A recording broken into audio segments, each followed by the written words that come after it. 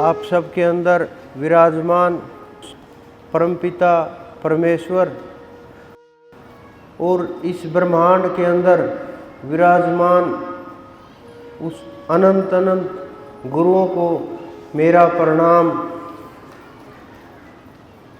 आज गुरु पूर्णिमा का अवसर, जिसके ऊपर इस संसार के अंदर जितने भी गुरु हुए, क्योंकि इस धरा के ऊपर समय समय के ऊपर गुरु जगाने के लिए आते रहते हैं। बिना गुरुओं के हमें न परमात्मा का पता चलता, न रास्ते का पता चलता, न ध्यान का पता चलता, न मंजिल का पता चलता। किसी भी प्रकार से जब जीव समझने का प्रयास करता है, रास्ता खोजने का, मार्ग ढूंढने का, जब तक इस धरा के ऊपर संत नहीं होंगे, गुरु नहीं होंगे, तब तक तो जीवों को यही नहीं पता चलेगा कि हमें कुछ करना चाहिए, नहीं करना चाहिए, परमात्मा नाम की कोई ताकत है या नहीं है, उनका कुछ प्रभाव होता है नहीं होता है, आत्मा की सत्ता है नहीं है, कुछ भी किसी न किसी माध्यम से जीव, चाहे पुस्तकों के माध्यम से, पुस्तकें भी संतों के द्वारा रची गई हैं, वो वहाँ से जुड़े, जो जो शब्द आए, जो जो वाणियाँ आई, उन्हीं के द्वारा जो उन्होंने कलमबद्ध किया, वो सब कुछ आने वाली पीढ़ियों के काम आ रहा है, उसका उपयोग हो रहा है। संतों का जो रहस्य होता है बहुत गहरा, क्योंकि संतों के साथ पूरी उम्र हर पल साथ रहने वाले लोग भी समझ नहीं पाते, क्योंकि संत बुद्धि से समझे नहीं जाते, वो भाव से, प्रेम से हर पल कृपा बरसाते रहते हैं, जीवों के ऊपर तेज नज़र रख के देखते रहते हैं। जो जीव उन्हें पार लगाना हो, जिसके ऊपर कृपा करनी हो, वो किसी के अंदर भेद नहीं करते।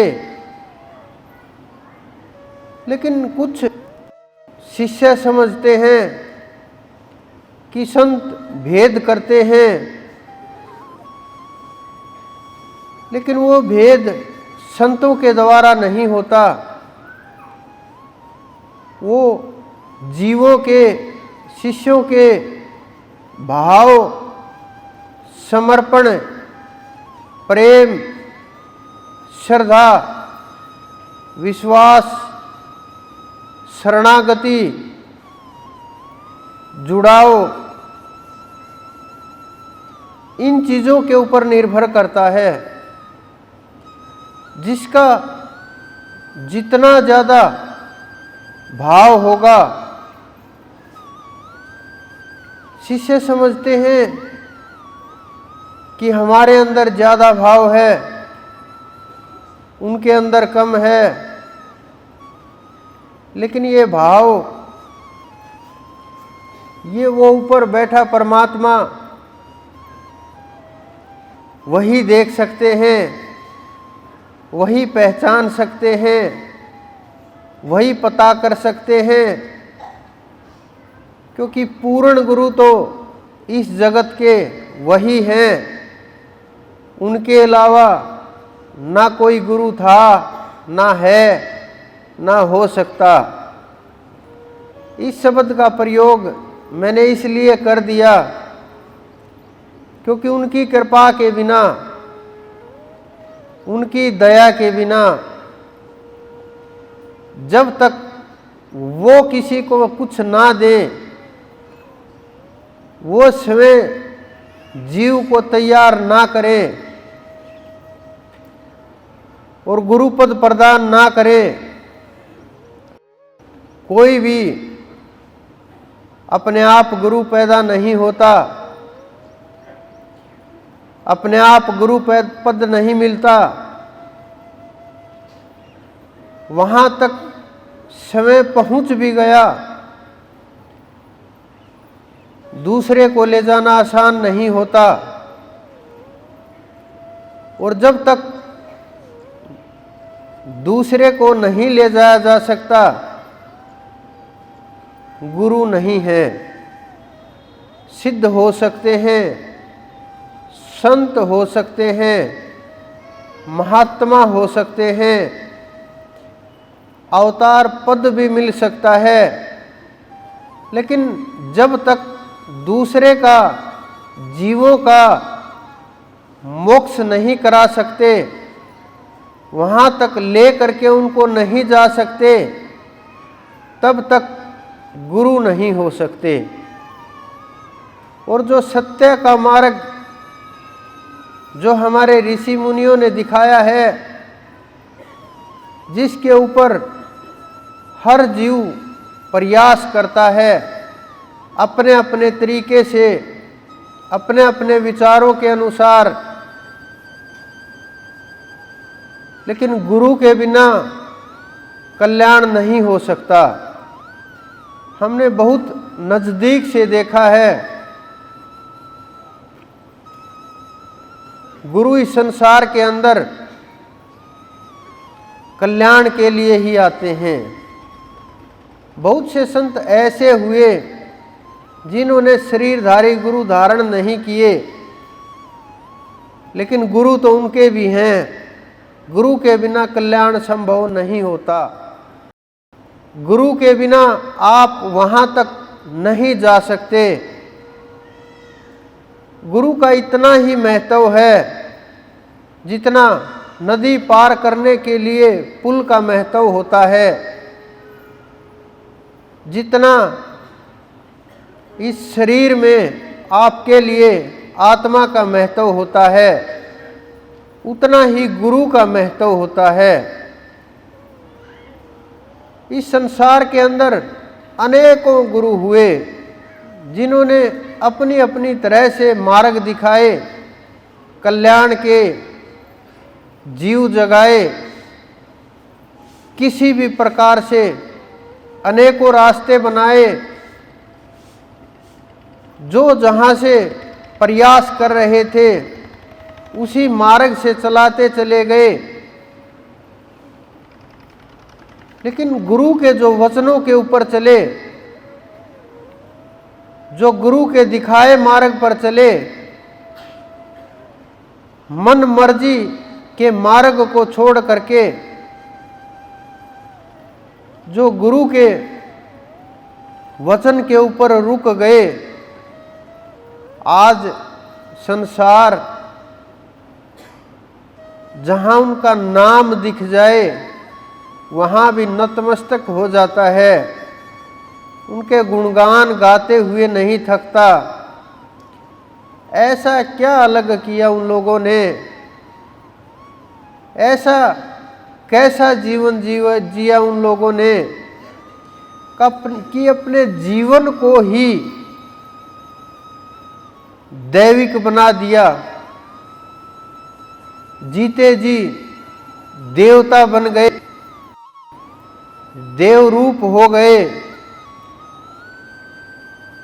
उन्होंने केवल गुरु का सुमरण किया, ध्यान किया, उन्हीं के ऊपर रुक गए। सब शास्त्र जो भी उठाओगे, किसी भी धर्म की कोई भी शास्त्र, कोई भी पुस्तक, हर पुस्तकों में गुरु के गुणगान भरे पड़े हैं। लेकिन हम गुणगान जानते हुए, देखते हुए, पढ़ते हुए, बोलते हुए अंदर तक नहीं उतर पाते। कुछ लोग जो प्रयास करते हैं वो मात्र गुरु के शरीर तक रह जाते हैं, शब्द तक नहीं जा पाते। जो शब्द की गहराई तक नहीं जा पाते वो मोक्ष को प्राप्त नहीं हो सकते। हमारे शास्त्रों ने एक एक चीज खोल खोल के समझाई है, जीवों को जीने की कला सिखाई है, जीवन के मार्ग दिखाए हैं, प्रत्येक जीव के ऊपर कृपा की है। जीव जब चलने का प्रयास करता है, दौड़ने का प्रयास करता है, उड़ने का प्रयास करता है, जितनी ज्यादा मेहनत करता है, परमात्मा उसको उसी के अनुसार, लगन के अनुसार, भाव के अनुसार और उसके पिछले जन्म के जो कर्म हैं उनको जोड़ करके गुरु प्रदान कर देते हैं। अगर कोई और ज्यादा लगन चढ़ जाए और गुरु समर्थ ना हो तो आप कितना भी प्रयास कर लो कि मैं गुरु को छोड़ करके नहीं जाऊंगा, मैं तो यहीं रहूंगा, लेकिन अगर गुरु समर्थ नहीं है, परमात्मा उससे अगर भाव है, विश्वास है उस परमात्मा के ऊपर, लगन है, मन के अंदर शंका भाव नहीं है, दृढ़ संकल्प है, फिर भी उठा करके पूर्ण गुरु के पास भेज देते हैं। अगर हम पूर्ण गुरु के पास पहुंचने के बाद भी वहां रुक नहीं पाते, साधना नहीं कर पाते और दूर हो जाते हैं, फिर बात अगले जन्म के ऊपर चली जाती है और ये जन्म जन्मांतर का खेल चलता रहता है। जब आप की दृष्टि खुलेगी तब पता चलेगा किस जन्म में कौन सा कर्म किया, कौन सा वेश धारण किया, कौन से नियम का पालन किया, कैसे रहे, कितना संयम किया, कितनी तपस्या की, गृहस्थी थे या वानप्रस्थी थे, सब एक एक करके जन्म दिखाई देते हैं। जब आप और पीछे जाते जाओगे, ढूंढते जाओगे, रहस्य खुलते जाएंगे, वैराग्य बढ़ता चला जाएगा। जितना वैराग्य बढ़ेगा, परमात्मा के प्रति प्रेम साथ साथ बढ़ता जाएगा। जितना आप नाम का सुमरण करोगे उतना ही आप रूप के नजदीक चले जाओगे, क्योंकि नाम और रूप का खेल और जुड़ाव इतना मजबूत है। आप किसी भी पशु पक्षी, वस्तु, व्यक्ति, स्थान, जब भी किसी के पास नाम लोगे, कुछ भी एकदम से उसी का रूप ध्यान आएगा। कोई भी अगर आप वहाँ गए हो तो उस वस्तु व्यक्ति को जानते हो तो एकदम से उसी का ध्यान जाएगा और रूप नजर आएगा, मन ही मन। अगर आपने उनको नहीं देखा, नहीं गए, नहीं जाना, तो आप कल्पना करने लगोगे कि ऐसा स्थान होगा, ऐसे लोग होंगे, कल्पनाएं करने लगोगे और विचारों में सोचने लगोगे। तो ये नाम और रूप के तालमेल का पता चलता है। जितना नाम मजबूत होगा, रूप के ऊपर उतनी ही पकड़ होगी। जितनी रूप के ऊपर पकड़ होगी, शब्द उतना ही खुलता चला जाएगा। और जब शब्द और गुरु हृदय के अंदर विराजमान हो जाएंगे, फिर तो आदेश आने लगेंगे ऊपर से और उसी के अनुसार कार्य होने लगेगा। आपको गुरु की ताकत का अंदाजा होने लगेगा, समझ में आने लगेंगे वचन और उसी के अनुसार फिर आपका जीवन रास्ते के ऊपर परमात्मा के मार्ग पर चलने लगेगा। लेकिन ध्यान नहीं कर पाते, शंकाएं बढ़ जाती हैं,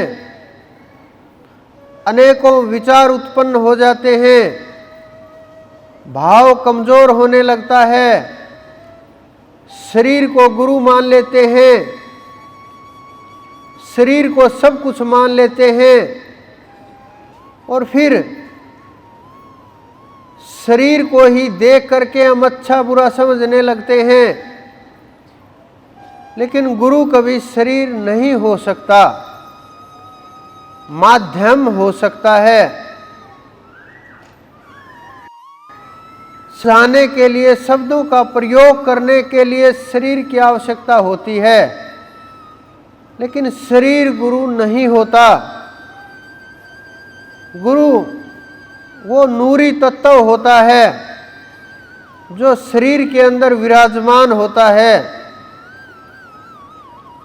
जो स्वयं रूप धारण करके विचरता रहता है,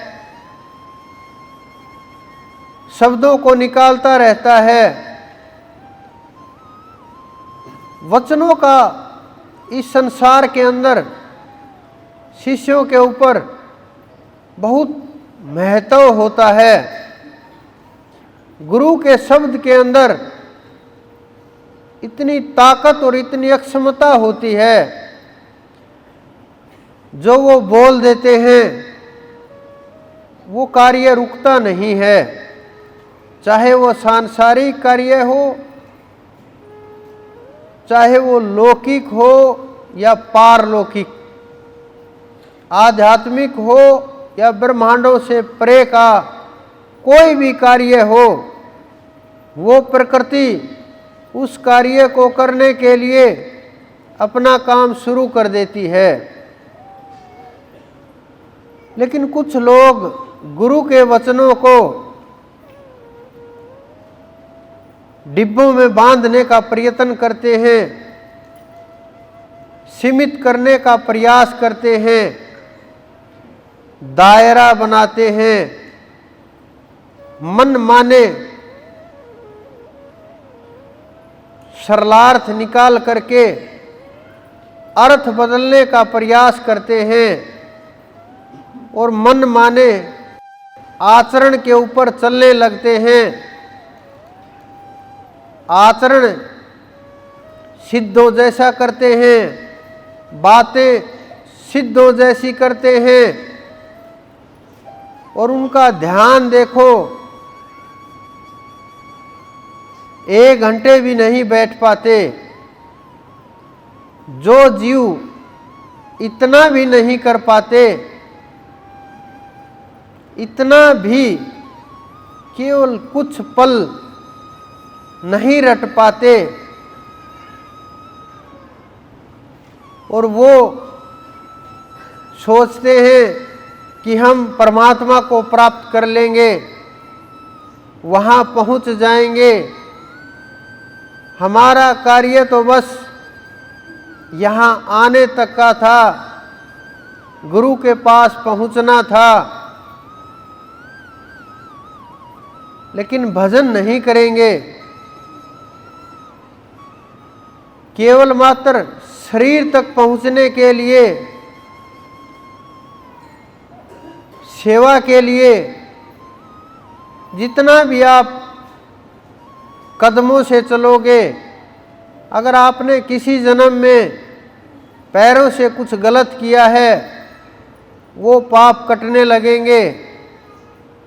अगर आप हाथों से सेवा करोगे,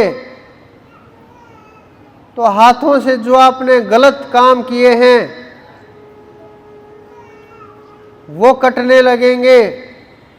अगर आप मन से सत्संग सुनोगे और करोगे और परमात्मा के नाम का प्रचार करोगे, उसका नाम का संसार में जगाने का प्रयत्न करोगे, तो आपने जो मन से किए गए बुरे कर्म हैं वो कटने लगेंगे। कर्मों के कटने का कोई दूसरा साधन नहीं है। एक कर्म से दूसरा कर्म नहीं काटा जा सकता। केवल मात्र सेवा, सुमरण, नाम और परमात्मा की शरणागति, इसी से एक एक कर्म को तोड़ा जा सकता है। इस संसार के अंदर गुरु शब्द का बहुत महत्व सदा से रहा है। चाहे कोई भी मजहब हो, पंथ हो, धर्म हो, समाज हो, संसार हो, आध्यात्म हो, कोई भी स्थान हो, बिना गुरु के कल्याण संभव नहीं है। लेकिन जब वचनों के अंदर चलते हैं, ना काल कुछ बिगाड़ पाता है, ना माया कुछ बिगाड़ पाती है, न संसार कुछ बिगाड़ पाता है, और आप मोक्ष के मार्ग पर चलने लगते हैं, मोक्ष के रास्ते खुलने लगते हैं। और वो ऐसा मार्ग है जिसके ऊपर आप चलना शुरू कर दोगे, दूसरे मार्ग की आवश्यकता नहीं रहती, क्योंकि परमात्मा का मार्ग इतना आसानी से नहीं मिलता। लेकिन जब उसके ऊपर कदम बढ़ गए, कुछ लोग गालियां भी देंगे, मूर्ख भी बताएंगे, ताने भी देंगे, छोटी छोटी चीजों के ऊपर रोक टोक भी होगी। लेकिन अगर हम वहां नहीं रुके, फिर और बड़ी मुसीबतें आएंगी। फिर हम वहां भी नहीं रुके तो फिर लालच प्रदान किए जाएंगे, भिन्न भिन्न धन के, ऐश्वर्य के। वहां भी नहीं रुके तो फिर समझो मार्ग खुलना शुरू हो गया। और उस परमात्मा के नजदीक जाने लगे। और वहाँ अनंत अनंत भंडार हैं जिनकी आवश्यकता ही नहीं पड़ती, क्योंकि वहाँ सांसारिक भोजन की आवश्यकता नहीं है, सांसारिक पदार्थों की आवश्यकता नहीं है। ये संसार के खाद्य पदार्थ भोग वस्तुएं वहाँ किसी काम की नहीं होती। वहाँ केवल मात्र नाम का सुमरण होता है, और नाम के बिना वहाँ चढ़ाई नहीं हो पाती। जो जितना वचनों के अंदर रहता है, ये तो हमारे शास्त्रों ने भी कहा है, आप सुनते भी रहते हो, बोलते भी रहते हो। ध्यान मूलम गुरुर मूर्ति, पूजा मूलम गुरुर पदम, मंत्र मूलम गुरुर वाक्यम, मोक्ष मूलम गुरुर कृपा। हमारे शास्त्रों में लिखा गया है ये। मैं अपने पास से नहीं बोल रहा, जो हमारे संतों ने बोला ये वही सब कुछ ज्ञान है जो मेरे गुरु ने दिया, वही ज्ञान है। क्योंकि गुरु के बिना ज्ञान नहीं हो सकता। राम कृष्ण ते कौन बड़े, तीने भी तो गुरु कीन, तीन लोक के वो धनी, गुरु आगे आधीन। इस संसार के अंदर राम और कृष्ण से ऊपर अवतार ही नहीं हुए। इन्होंने भी गुरु के सामने नतमस्तक हुए, गुरु वचन में रहे, गुरु आज्ञा का पालन किया, गुरु के दिखाए मार्ग के ऊपर चले, तभी ये आज संसार के अंदर पूजनीय हैं और पूजा की जाती है, ध्यान किया जाता है इनका, लीलाओं का गुणगान करके पार उतरा जाता है। सबरी एक शब्द के ऊपर अटक गई कि यहाँ श्री राम आएंगे। गुरु ने बोला और निकल गए। बहुत समय लगा दिया, कोई शिकायत नहीं हुई, कभी कोई शंका नहीं हुई गुरु के शब्द के अंदर, कभी विचार पैदा नहीं हुआ, कभी ये नहीं सोचा कि अगर मैं मर गई तो कैसे मिलेंगे मुझे परमात्मा। बस गुरु के शब्द के ऊपर रुक गई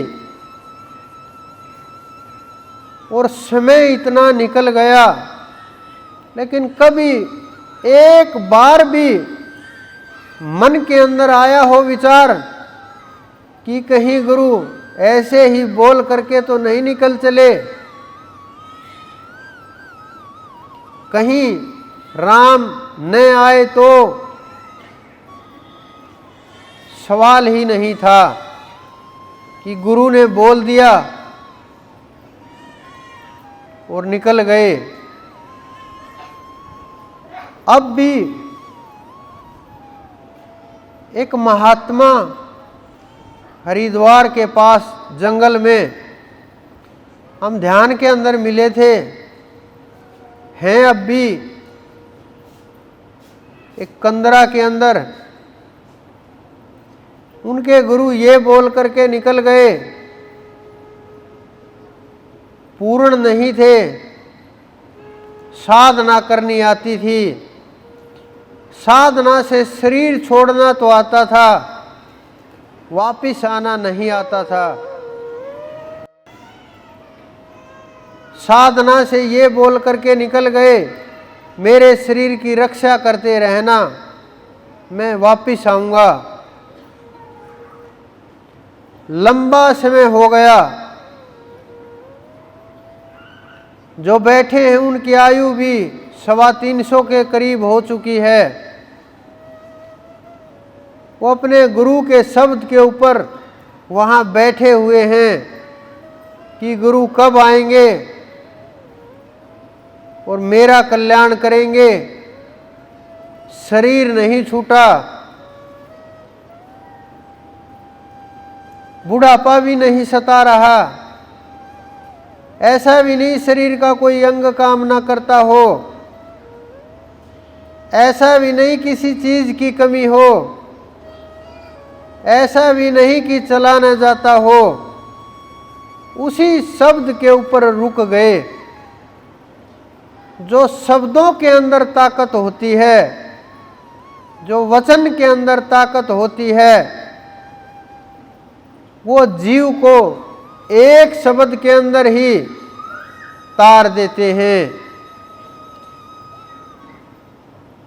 इतिहास के अंदर किसी भी संत को देख लीजिए, उन्होंने जो बोला, जो रास्ता दिखाया, जहां परीक्षा ली, गुरु की चाल अटपटी, झटपट लखे न कोई, जो कोई झटपट लखे चटपट दर्शन होए। लेकिन जो बोलते हैं वहीं शंका पैदा हो जाती है।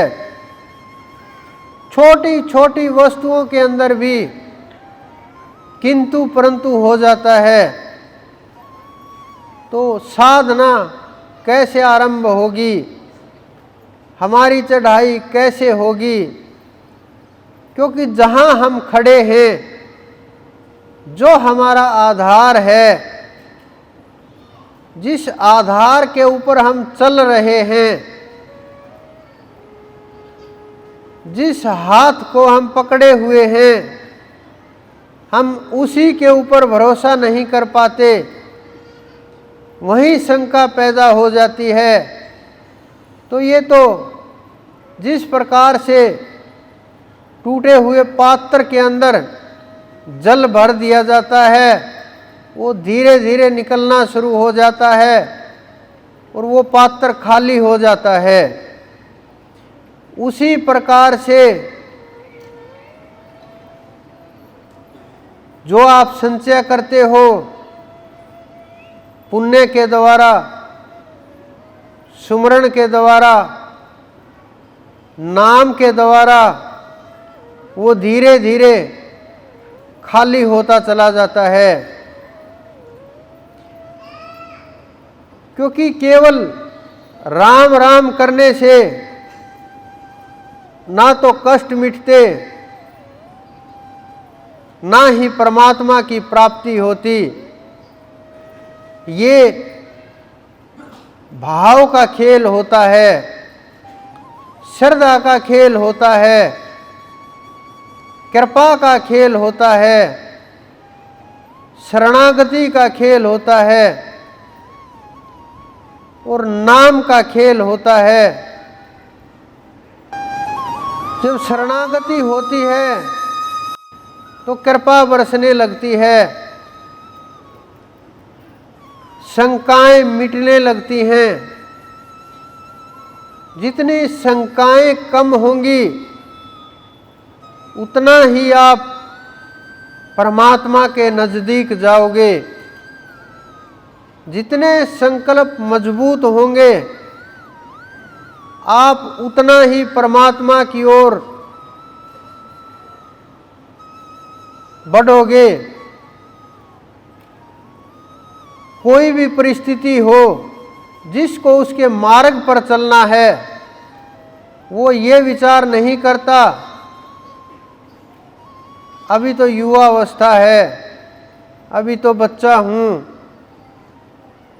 अभी तो काम लगा हुआ हूँ, अभी तो परिवार है। ये विचार नहीं उठते। हमारे महात्मा एक दादू जी हुए, घोड़े के ऊपर जा रहा रज्जब शादी के लिए, प्रेम करता था लड़की से,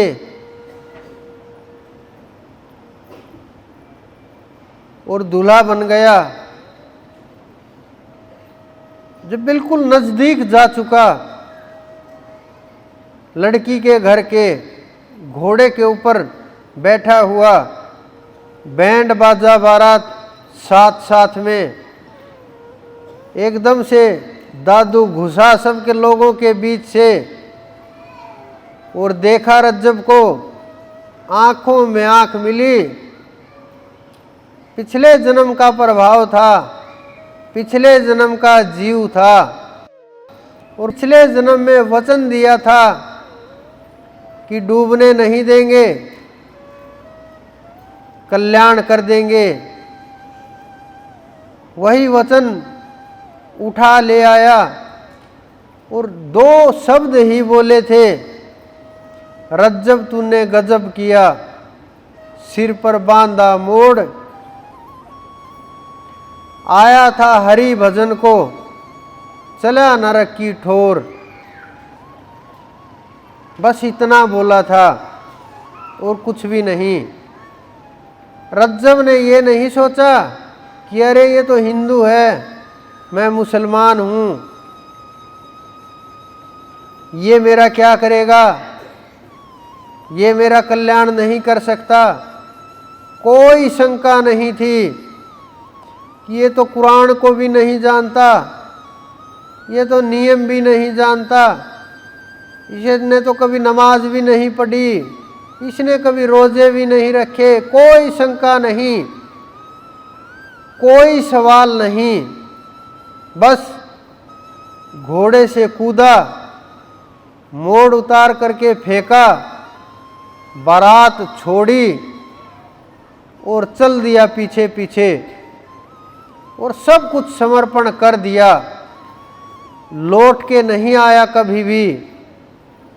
जब दादू ने शरीर छोड़ दिया, चले गए परलोक को,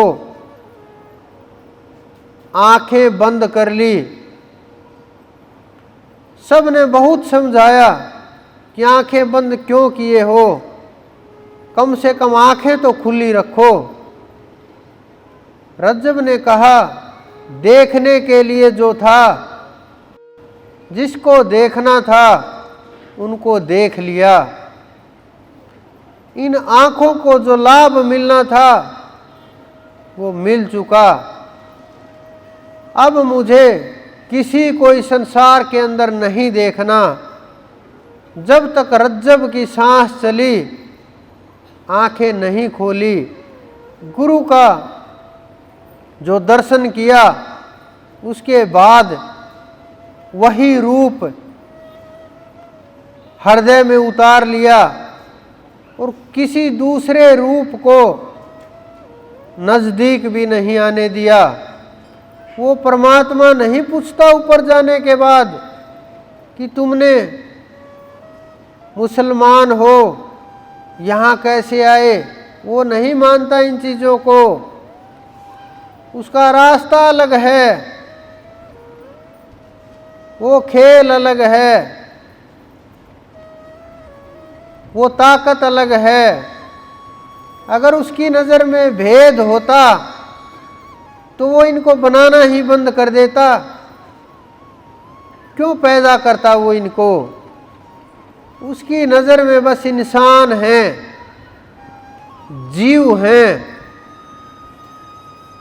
आत्माएं हैं और सब के सब फैसले कर्म के आधार के ऊपर होते हैं, भाव के आधार के ऊपर होते हैं, प्रेम के आधार के ऊपर होते हैं। प्रेम के बिना कुछ भी नहीं होता और प्रेम के बिना वहाँ तक नहीं जाया जा सकता। इस संसार के अंदर सिखों के ग्रंथ के अंदर भी लिखा गया, गुरु प्रसादी, इस शब्द का प्रयोग आता है। एक ओंकार सतनाम अकाल मूर्त निर्भय। तो गुरु प्रसादी की परमात्मा जो होता है, नाम जो होता है, वो अनंत जो होता है, वो परम पुरुष जो होता है, पूर्ण पुरुष जो मिलता है, उस परमात्मा की जो कृपा बरसती है वो गुरु के कारण बरसती है। गुरु के बिना इस संसार के अंदर कोई जगाने वाला नहीं है। इस सोए हुए जीव को, सोई हुई आत्मा को कोई नहीं जगा सकता। जब शंकाएं पैदा होती हैं, आप काकभूषणी के जीवन को देख लीजिए, क्या हुआ उनके साथ। बहुत तपस्या की थी, साधना में रत थे, साधना चल रही थी, लेकिन गुरु का अपमान हुआ।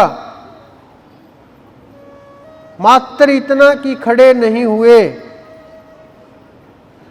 शिव के शिवलिंग के आगे बैठे रहे, और पता होते हुए भी कि गुरु आ चुके हैं। स्वयं शिव ने उनको श्राप दे दिया, लेकिन गुरु के कारण से जन्म देने को लगे। लोमेश ऋषि की कृपा से आज वो कौवे की योनि के अंदर होते हुए भी उन्होंने गरुड़ जैसे पक्षी को ज्ञान दिया, क्योंकि खग जाने खग ही की भाषा। उससे पहले वो मानव के चोले के अंदर थे, जब लोमेश ऋषि ने ज्ञान कराया था। अब भी वो वास करते हैं, और जो उन्होंने पाया वो स्मृति गई नहीं। सब की सब वस्तुएं, सब घटनाएं, लाखों जन्म उनको ज्यों के त्यों याद हैं। और ये बस उसी की कृपा है कि ऐसी योनि के अंदर होने के बाद भी इतनी कृपा, इतना सब होने के बाद भी जीव को कैसे जगाया, ये गुरु ही जानते हैं। कबीरदास जी ने तो गुरु गोविंद दो खड़े काके लागू पाए, बलिहारी गुरु आपने जिन गोविंद दियो मिलाए, पुकार पुकार करके कहा है। और लोग कहते हैं कि कबीर दास जी के कोई गुरु नहीं थे, वो पुकार पुकार करके कह रहे हैं कि गुरु ने मुझे मिला दिया। ये उन संतों का खेल है जिन्होंने अपने गुरु को पाया। दादू बैठे हुए थे, सभा लगी हुई थी, संगत बैठी हुई थी। दादू ने पूछा, क्या किसी ने संतों के दर्शन किए हैं? सब चुप बैठे हुए, हर रोज पूछते थे। एक दिन एक बुजुर्ग 100 वर्ष के करीब आयु खड़ा हुआ और उन्होंने कहा कि हाँ, मैंने किए हैं महाराज, मैंने संतों के दर्शन किए हैं। उन्होंने कहा कि किन संतों के दर्शन किए हैं? उन्होंने कहा, मेरे परदादा कबीर जी के शिष्य थे, वो उनके पास जाते थे, तब मुझे साथ में उंगली पकड़ करके ले करके जाते थे, तब मैंने कबीर जी के दर्शन किए थे। उन्होंने कहा, जल ले करके आओ। इन आँखों ने कबीर जी के दर्शन किए हैं, संतों के दर्शन किए हैं। उन्होंने उनकी आँखें धोई और पी गए उस जल को। लोगों ने बोला, अरे ये तो गृहस्थी बूढ़ा है, तुम क्या कर रहे हो, कहीं पगला तो नहीं गए। उन्होंने कहा, इन आँखों ने संतों के दर्शन किए हैं। वो आँखें इतना लंबा समय हो गया, मुझे आज तक ऐसी आँखें दिखाई नहीं दी जिन्होंने संतों के दर्शन किए हों। कितनी ताकतवर भाव होगा वो, कितना प्रेम होगा जो उमड़ उमड़ करके आ रहा था कि मात्र दर्शन करने वाले के जब इतनी कृपा होती है, तो जिन्होंने संतों को पा लिया, जो संतों के वचनों के ऊपर चले, जो उनके शब्द के अंदर रहे, कितना महत्व होगा जीवन का। एक जीव अपने पास आते हैं, ध्यान के अंदर बैठा हुआ।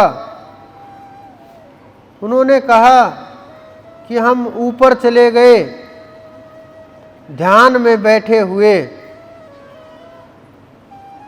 तो ध्यान में धर्मराज दिखाई दिए, दरबार लगा हुआ था,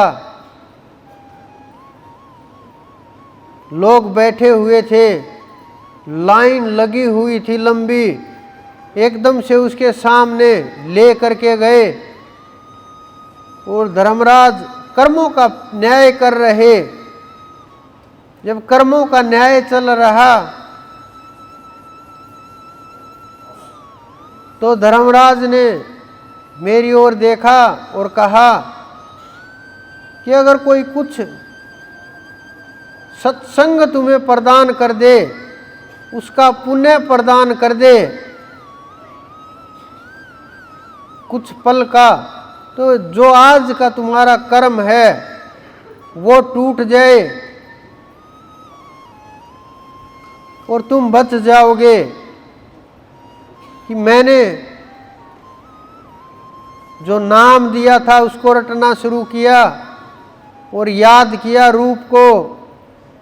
गुरु बसे बनारसी, शिष्य समुंदर तीर, एक पल विसरावे नहीं जब वो होए अधीर। तो एक पल लगता है चढ़ाई होने में, क्योंकि आना जाना शरीर का नहीं होता, आना जाना सुरती का और आत्मा का होता है। वो आत्मा वहाँ पहुँची, शब्द वहाँ प्रकट हुआ और जो बोला था वो काम हो गया और वो वापस आया और भागता हुआ आया मिलने के लिए कि ये घटनाएं हुई। मैंने कहा मुझे तो पता नहीं, देख लो तुम, तुम्हारे साथ हुआ है।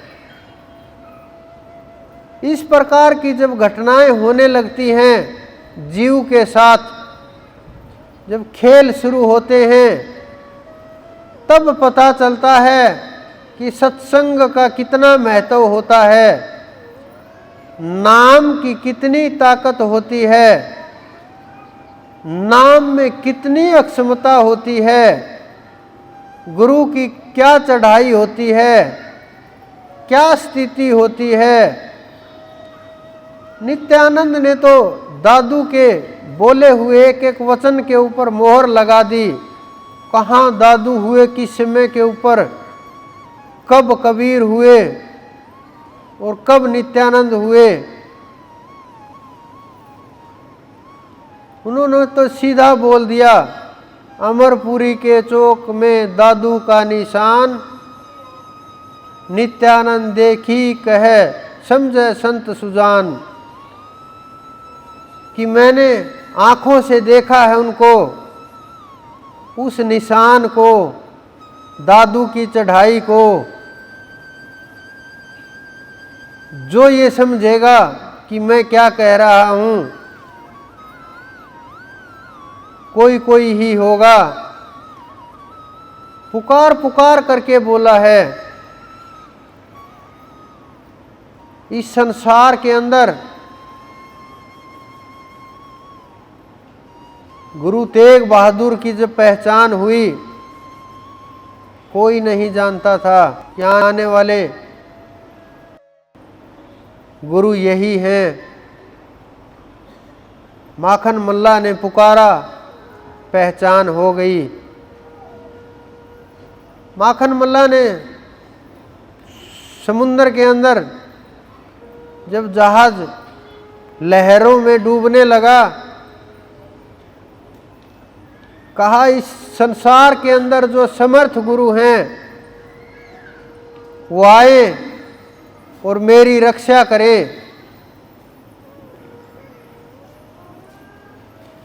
जहाज लहरों से पार हो गया।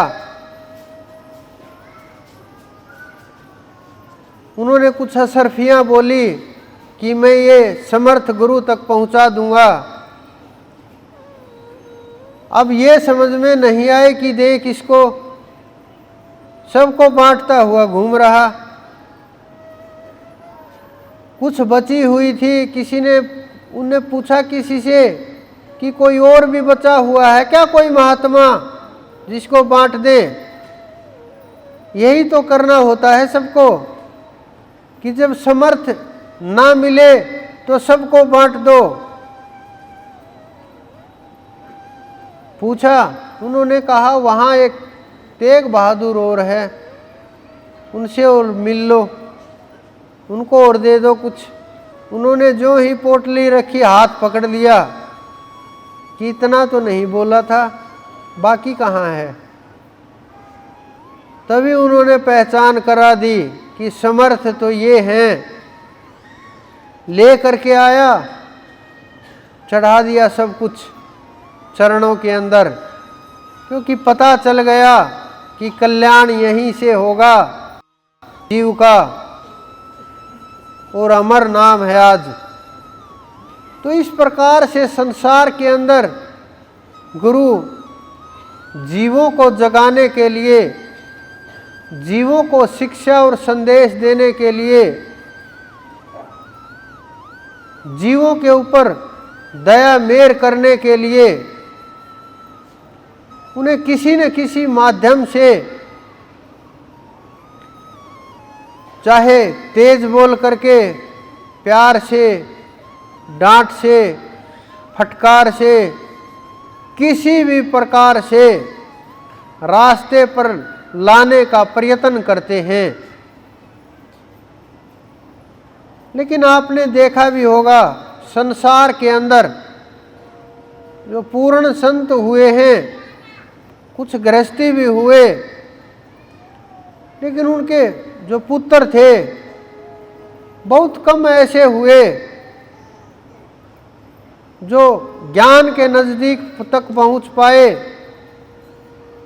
लेकिन जो उनके शिष्य थे वो पूर्ण हुए, क्योंकि कुछ लोग बहुत नज़दीक होने के बाद भी बहुत दूर होते हैं, और कुछ लोग, क्योंकि ये जो रिश्ते होते हैं, ये संबंध अलग प्रकार का होता है।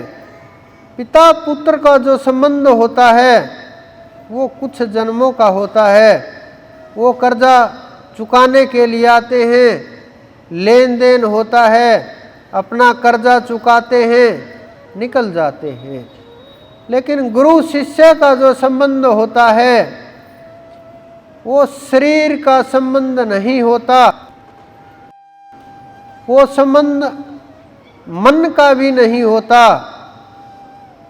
वो संबंध बुद्धि का भी नहीं होता, वो संबंध हृदय और आत्मा का होता है।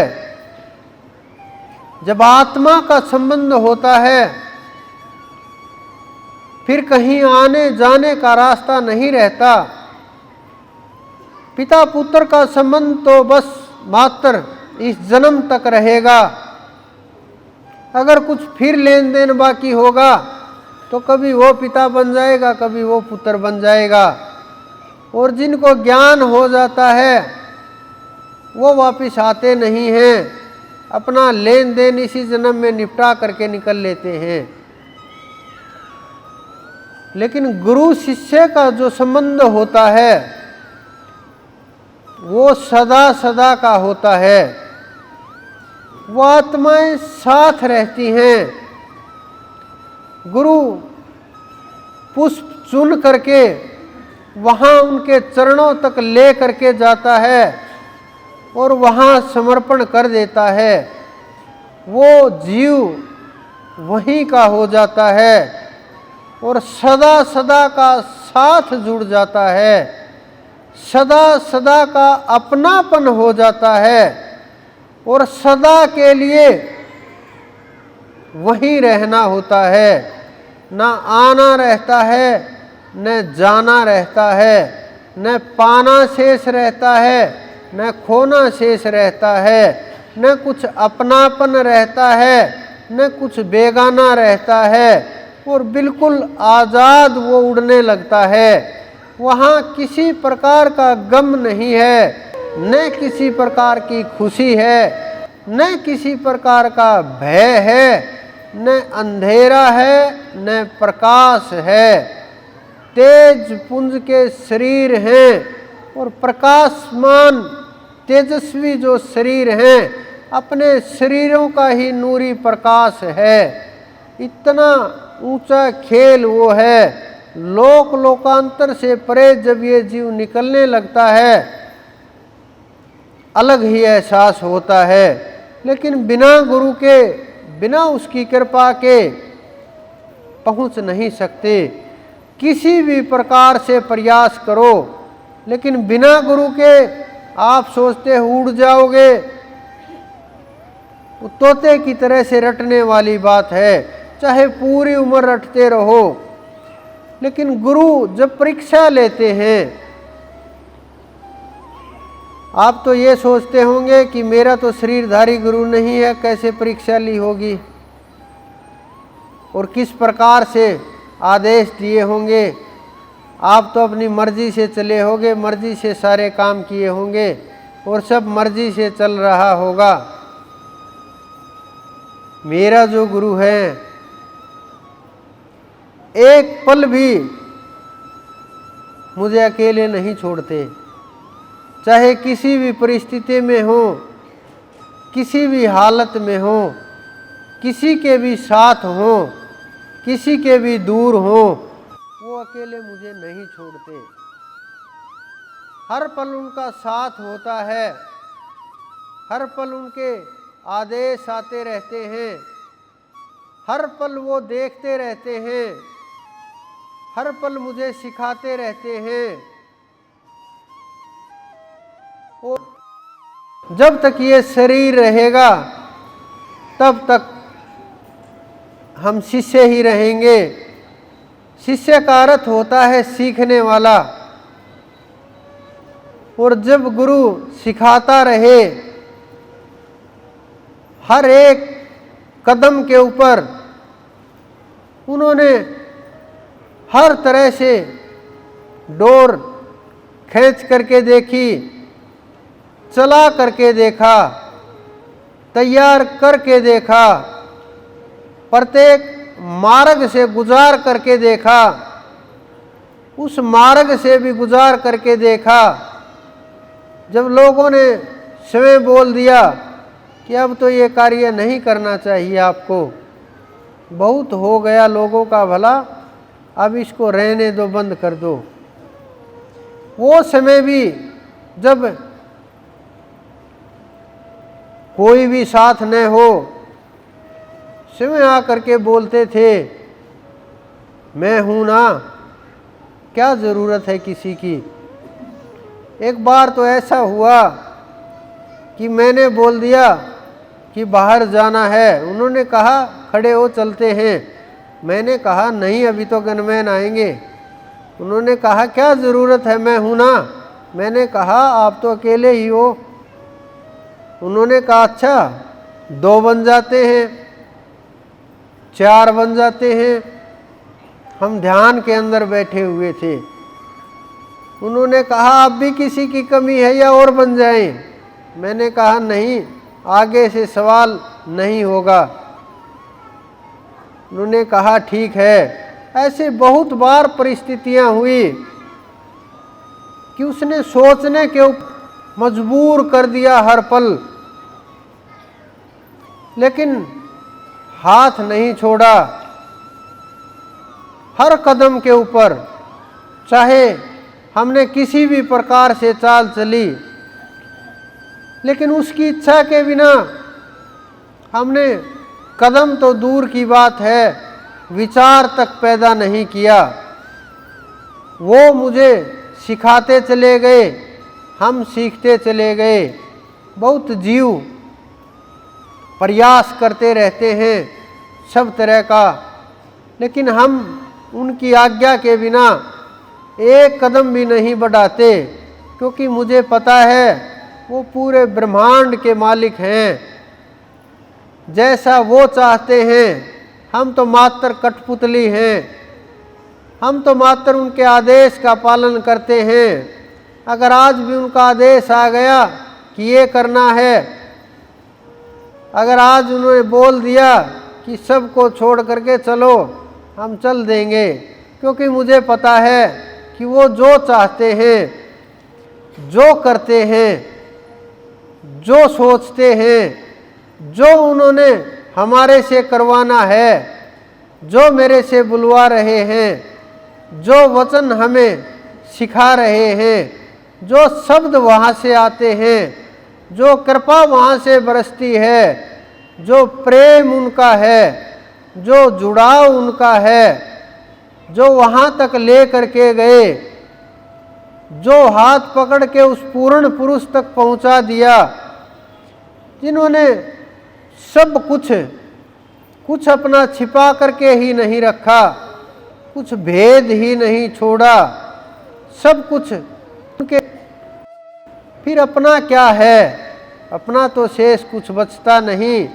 उन्होंने जैसा भी रास्ता दिखाया, जो परिस्थितियों से उन्होंने सिखाया, मैं बहुत बार बोलता हूँ कि वो मुझे हर पल सिखाते रहते हैं, मैं सीखता रहता हूँ।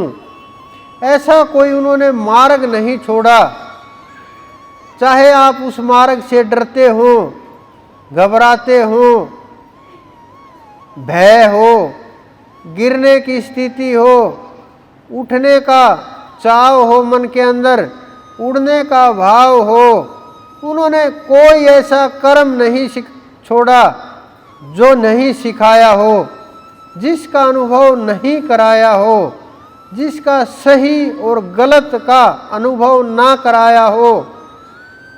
आप लोगों के गुरु केवल मात्र उपदेश देते होंगे, आदेश देते होंगे, कुछ पल रखते होंगे आपको पास में, मिलते होंगे, इतना ही होगा।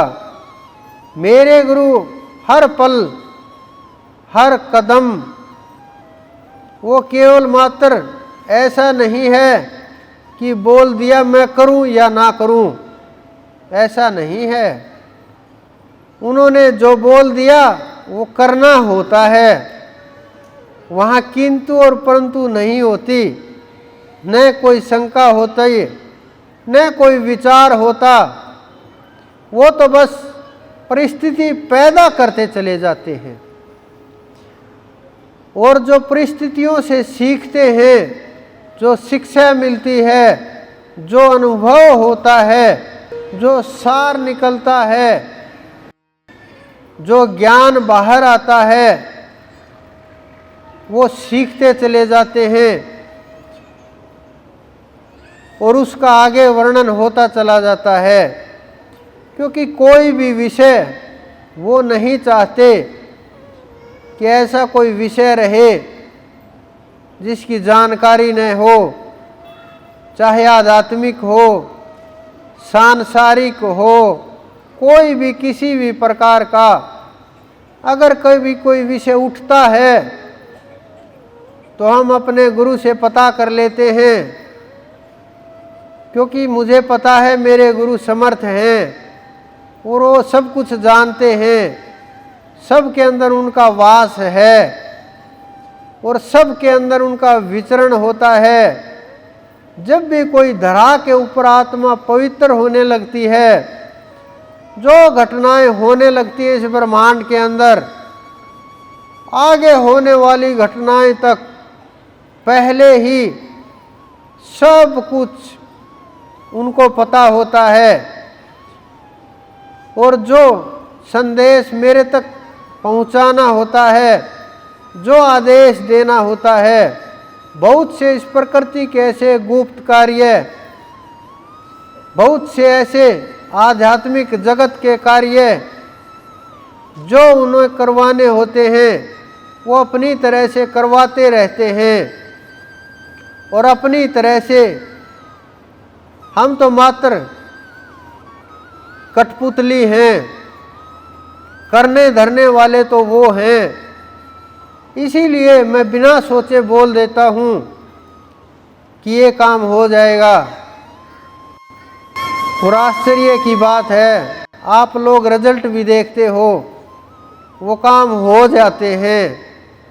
मेरे पास बैठे हुए थे, कल ही की बात है, कि जी आपने उनका ये बोला था वो हो गया, उनका ये बोला था। मैंने कहा ये मैं नहीं बोलता, ये वो बोलते हैं और मैं बोलने वाला नहीं हूँ, वो हैं बोलने वाले। और बोलने वाले भी और करने वाले भी वही करता हैं, वही करने वाले हैं, वही कारण हैं, वही परिस्थिति हैं और वही इस जगत ब्रह्मांड के मालिक हैं। उनके अलावा इस संसार के अंदर कुछ भी नहीं है। उनके अलावा इस संसार के अंदर कोई भी वस्तु अपना कार्य नहीं करती, ऐसा हमारे संत बोलते हैं, सिद्ध बोलते हैं। क्योंकि उनको उस स्थिति का अनुभव हो चुका होता है। उन्होंने उस परमपिता परमेश्वर को प्रत्येक वस्तु कण से लेकर के ब्रह्मांड तक सारी रचना को समझ लिया, सारे जगत को समझ लिया, सारे अनंत अनंत ब्रह्मांडों को, प्रकृति को समझ लिया। वो जानते हैं, वो कारण देख करके बोलते हैं। लेकिन कुछ लोग बिना अनुभव के ऐसे ही बोल देते हैं कि पत्ता भी नहीं हिलता। ऐसा नहीं है। ये सिद्धों की, संतों की वाणियां हैं। लेकिन मानव जन्म कर्म के लिए बना है। कर्म प्रधान विश्व करी राखा, जो जस करई तस फल चाखा। अगर कर्म प्रधान नहीं होता तो अर्जुन को क्यों बोलते वो कि उठा धनुष युद्ध कर, युद्ध करना तुम्हारा कार्य है, युद्ध कर, क्यों बोलते वो? उन्होंने कर्म का संदेश दिया, उन्होंने कर्म का उपदेश दिया। कितने ताकतवर होंगे, भरे कुरुक्षेत्र के युद्ध के अंदर खड़े हो करके जीव को जगा रहे हैं। जब तक अर्जुन ने ये नहीं कहा कि हे प्रभु मैं तेरे शरणागत हूँ, मुझे मार्ग दिखाइए, तब तक उन्होंने कुछ नहीं बोला। सखा बन करके घूमते रहे, साथ खाते, साथ रहते, साथ खेलते, साथ सारे काम करते, साथ राज चलाते, सब साथ साथ काम हो रहे। लेकिन जब तक अर्जुन शरणागति नहीं हुआ, कृष्ण ने कृपा नहीं की, ना मार्ग दिखाया, ना स्वरूप दिखाया, न अनुभव कराया, न प्राप्ति कराई, न कुछ भी किसी विषय के ऊपर उन्होंने बस अपना तर्क दिया, लेकिन कभी ये नहीं कहा कि तुम ध्यान करो, नहीं। लेकिन जब वो शरणागत आए, फिर आप सबको पता है उन्होंने क्या क्या उपदेश दिया, क्या क्या संदेश दिया, कैसे उन पर कृपा की। तो जब कृपा होती है, जीव का रूप निकलने लगता है, तेज प्रकट होने लगता है। कोई कितना बड़ा भी हो, इस संसार के अंदर, इस ब्रह्मांड के अंदर। आज मेरे पास एक ऑफिसर आए हुए थे, उन्होंने कहा हाथ जोड़ करके कि मुझे कल्याण का मार्ग दिखाइए, कि सब कुछ है, सब देख चुके संसार के अंदर, बहुत मेडल भी प्राप्त कर लिए, बहुत ऊंची पोस्ट तक भी पहुंच गए, पैसे की भी कोई कमी नहीं है, लेकिन गुरु नहीं मिले। प्रयास किया, गए बहुत जगह खोज के लिए, लेकिन नहीं मिले, संतुष्टि नहीं हुई। मैंने कहा फिर यहाँ क्यों आए हो? उन्होंने कहा कि आपकी शरण में आए हैं, आपका नाम सुना है। मैंने कहा आज तो ये काम नहीं आए आप। उन्होंने कहा नहीं, आप देख लीजिए, मैं इसी काम के लिए आया हूँ और ये काम तो आपको करना ही पड़ेगा। मैंने कहा इसके लिए कैसे आ सकते हैं आप?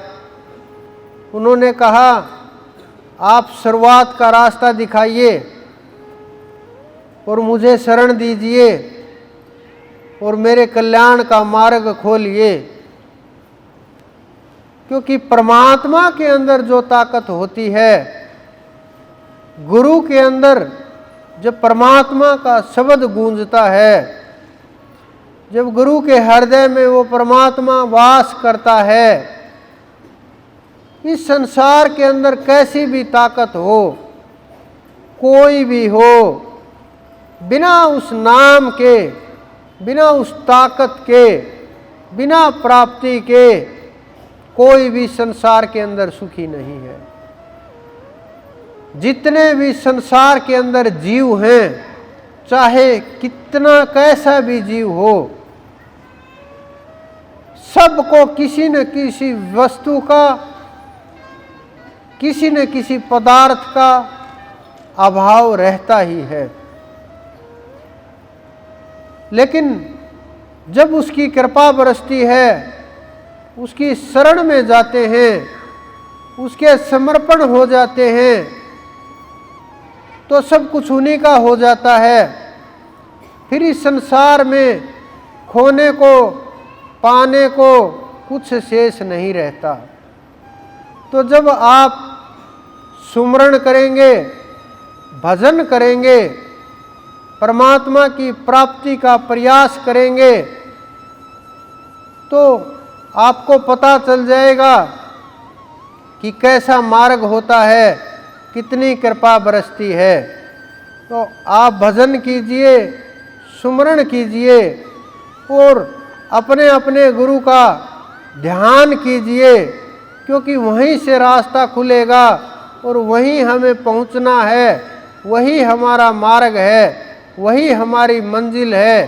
क्योंकि सब संतों का मार्ग एक ही होता है और एक ही रास्ता होता है, और वहीं सब संत ले करके जाते हैं। तो आप प्रयास कीजिए उस मार्ग पर चलने का। आप सबके अंदर विराजमान उस परमपिता परमेश्वर मेरे गुरु को मेरा बार बार प्रणाम।